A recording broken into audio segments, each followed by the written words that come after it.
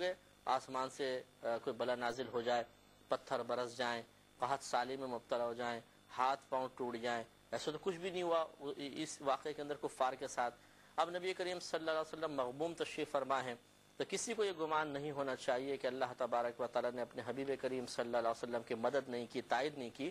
بلکہ یہ ثابت فرمایا کہ اللہ تعالیٰ کی راہ میں آزمائشوں میں انبیاء علیہم السلام بھی مبتلا کیے جاتے ہیں، کہ اللہ تعالیٰ کی بارگاہ میں کسی کا مقبول ہو جانا، کسی کا اللہ تعالیٰ کی بارگاہ میں درجات کو حاصل کر لینا، اللہ تعالیٰ کا پیارا اور محبوب بن جانا اس بات کی دلیل نہیں ہے کہ اب پریشانیاں اس کی طرف متوجہ نہیں ہوں گی، بلکہ اللہ تبارک و تعالیٰ اپنے محبوب اور مقرب بندوں کو بھی مختلف طریقے سے آزماتا ہے۔ تو یہ آزمائش تھی، اور پھر بعد میں ثابت فرما دیا کہ نبی کو تو اللہ نے اتنی قدرت اور وسعت سے نوازا ہے کہ اشارہ کرے تو درخت چل کر آ جائیں۔ اگر سرکار سارے درختوں کو بلا کر ان کو کھڑا کر دیتے کہ ان کو فار کو گھیر لو، تو یقینی سی بات ہے قید خانہ سا بن جاتا، اور گھر جاتے، وہ کیسے باہر نکلتے، کاٹنا پڑتا، اتنے کاٹتے اتنے سرکار اور درخت بلا لیتے۔ تو یہ تو سرکار کر سکتے تھے، لیکن مشیت الہی کے تابع رہنا، اللہ تبارک و تعالیٰ کی رضا کے موافق عمل کرنا، چاہے اس میں کتنی ہی اذیت اور پریشانی مشکل آئے، یہ ہمارے نبی کریم صلی اللہ علیہ وسلم کا طریقہ کار تھا۔ تو اللہ تعالیٰ نے یہ ثابت فرما دیا کہ اللہ تعالیٰ کے نبی کوئی مجبور محض نہیں، اور اسی طرح اللہ تبارک و تعالیٰ کو اپنے حبیب کریم صلی اللہ علیہ وسلم سے غافل نہیں، وہ آپ کی مدد کر سکتا ہے، اللہ کی تائید آپ ہی کے ساتھ ہے، انداز مختلف ہوتا ہے۔ غرض ہے کہ یہاں پر بھی ایک معجزے کا ظہور ہوا کہ ایک درخت اپنے مقام سے چل کر آتا ہے اور پھر واپس جاتا ہے، اور چونکہ نبی کریم صلی اللہ علیہ وسلم کے حکم سے ایسا ہوا تو یہ نبی کریم صلی اللہ علیہ وسلم کا معجزہ قرار پائے گا۔ حضرت ابن عمر رضی اللہ تعالی عنہ سے ایک روایت ہے، یہ بھی دارمی کی روایت ہے، حدیث نمبر 5671 ہے۔ ایک معجزہ بیان کرتے ہیں، کہتے ہیں کہ ہم نبی کریم صلی اللہ علیہ وسلم کے ساتھ ایک سفر میں تھے کہ ایک بدوی آیا، یعنی دیہاتی شخص آیا۔ جب قریب ہوا تو نبی کریم صلی اللہ علیہ وسلم نے فرمایا کہ کیا تو اس بات کی گواہی دیتا ہے کہ ایک اللہ کے سوا کوئی معبود نہیں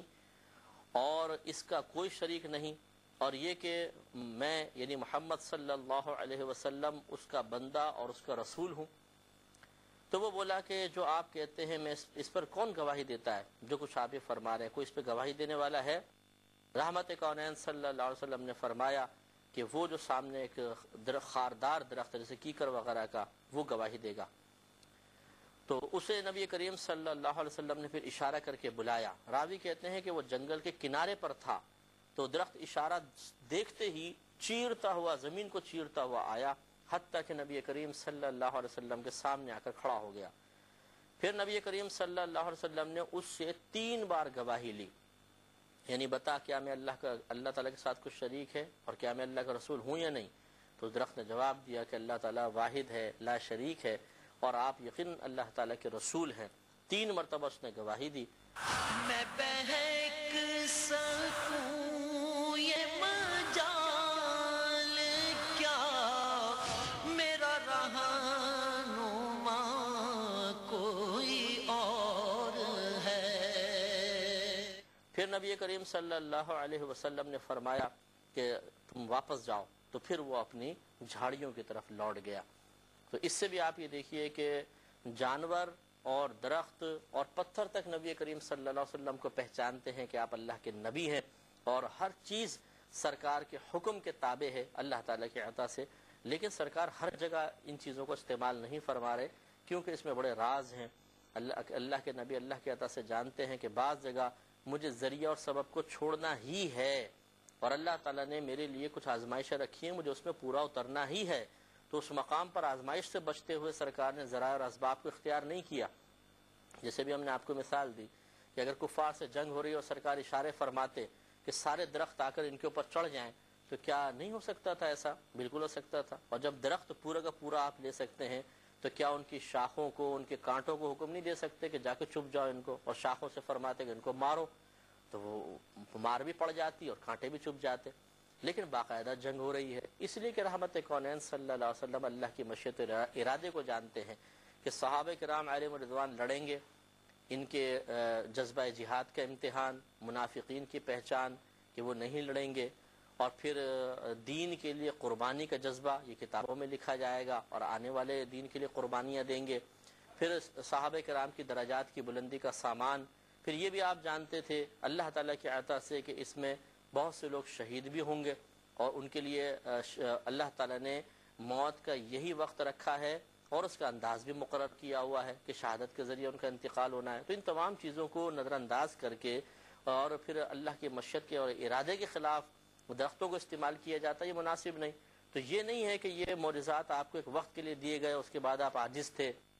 اور استعمال نہیں کر سکتے تھے، ایسا نہیں ہے۔ کہیں یہ ثابت نہیں کہ نبی کریم صلی اللہ علیہ وسلم سے کوئی معجزہ مانگا گیا ہو اور آپ نے فرمایا ہو کہ نہیں وہ تو ایک خاص وقت تک کے لیے دیا گیا تھا، میں کچھ بھی نہیں کر سکتا ہوں، ایسا نہیں ہے۔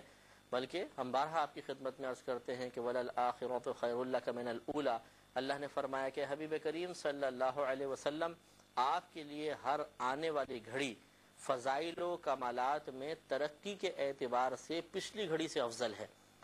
اس لیے آپ کے جو بھی آپ کو معجزہ دیا گیا وہ وقتی طور پہ نہیں تھا، عارضی طور پہ نہیں تھا، اس کا ایک دفعہ ظہور ہوا تو وہ ختم نہیں ہو گیا، وہ چھین نہیں لیا گیا، بلکہ وہ دائمی طور پہ آپ کے پاس تھا۔ یہ الگ بات ہے کہ آپ اس کو استعمال نہیں فرماتے تھے، جیسے کہ ہم نے اس کی تفصیل آپ کو عرض کی۔ تو رحمت کونین صلی اللہ علیہ وسلم کو ہر چیز پہچانتی ہے، درخت تک پہچانتے ہیں۔ اگر سرکار اس بدوی کے جواب میں کسی صحابی سے کہتے گواہی دو تو بدوی کہہ دیتا کہ تو آپ کے ساتھی گواہی دے رہے ہیں، اس میں کون سی کمال کی بات ہوئی؟ سرکار صلی اللہ علیہ وسلم نے اس کے قلبی اطمینان کے لیے درخت کو بلایا، کیونکہ عموماً ایک تو درخت چلتے نہیں ہیں، دوسرا پھر درخت بولتا نہیں ہے، لیکن رحمت کونین صلی اللہ علیہ وسلم کے اشارے پر درخت نہ صرف چلا بلکہ آ کر بولا بھی، گواہی بھی دی، اور یقینی سی بات ہے کہ اس کی گواہی بدوی پر ظاہر بھی ہوئی ہوگی۔ اگر ظاہر نہ ہوتی اور سرکار خود فرماتے دیکھو یہ چل کر آ گیا نا، گواہی دے رہا ہے بس خاموش زبان میں، تو بولتا کہاں گواہی دے رہا ہے، یہ تو آپ بول رہے ہیں گواہی، ہمیں تو کوئی آواز نہیں سنائی دے رہی۔ تو جب راوی خود فرما رہے ہیں کہ وہ آیا اور 3 مرتبہ نبی کریم صلی اللہ علیہ وسلم نے گواہی طلب کی اور اس نے جواب میں 3 مرتبہ گواہی دی، تو اس کا مطلب یہ ہوا کہ حاضرین بھی اللہ تعالیٰ کے نبی کی برکت سے اس درخت کی آواز کو سن رہے تھے۔ وہ یا تو اپنی کسی لینگویج میں بولا ہوگا، آواز میں بولا اور ان کو سمجھنے کا شعور عطا فرمایا گیا، اور یا پھر وہ بالکل عربی میں بولا، اللہ تعالیٰ نے اس کو قوت گویائی وقتی طور پہ عطا فرمائی اور اس نے 3 مرتبہ گواہی دی۔ یہ ایک بہت بڑا معجزہ ہے۔ اگر آپ تھوڑا سا غور و تفکر فرمائیں کہ اس ایک معجزے میں کئی معجزے ہیں، ایک تو درخت کا چل کر آنا یہ معجزہ، پھر اس کا کلام کرنا یہ معجزہ، پھر انسانوں کا اس کے کلام کو سمجھنا، اس کے کلام کو سننا یہ معجزہ، یہ سب کا سب نبی کریم صلی اللہ علیہ وسلم کی طرف سے ظہور پذیر ہوا۔ ایک اور روایت حضرت ابن عباس رضی اللہ تعالی عنہ کی ہے، اور اسی طرح کے اس میں بھی واقعات ہیں، یہ اور بہت حیرت انگیز واقعہ ہے، اس میں درخت سے بھی زیادہ حیرت انگیز ہے۔ ترمذی کی یہ روایت ہے اور اس کو صاحب ترمذی نے صحیح قرار دیا ہے کہ حدیث صحیح ہے، یعنی اتنا اس پر اعتماد ہے۔ حدیث نمبر 5672 ہے۔ حضرت ابن عباس رضی اللہ تعالی عنہ سے روایت کہتے ہیں کہ ایک دیہاتی نبی کریم صلی اللہ علیہ وسلم کی خدمت میں حاضر ہوا اور اس نے کہا کہ میں آپ کو کیسے پہچان سکتا ہوں کہ آپ اللہ کے نبی ہیں، یعنی کوئی اس کی ظاہری نشانی، کوئی اس کی علامت ہو تو آپ دکھائیں۔ فرمایا اگر میں اس خوشے کو جو اس درخت پر ہے اسے بلاؤں اور وہ گواہی دے دے کہ میں اللہ کا رسول ہوں تو، یعنی ایک تو درخت ہے، ایک درخت پر اگا ہوا کھجور کا گچھا ہے، اور سرکار فرماتے ہیں کہ اگر میں اس گچھے کو بلاؤں اور وہ آ کر گواہی دے دے تو اس نے کہا کہ ٹھیک ہے۔ سرکار مدینہ صلی اللہ علیہ وسلم نے اس گچھے کو بلایا تو وہ کھجور کے درخت سے اترنے لگا، حتیٰ کہ نبی کریم صلی اللہ علیہ وسلم کی خدمت میں آ کر گر گیا۔ رحمت کونین پھر اس نے گواہی دی اور پھر نبی کریم صلی اللہ علیہ وسلم نے فرمایا کہ لوٹ جا، تو وہ لوٹ گیا اور پھر اوپر جا کر لگ گیا۔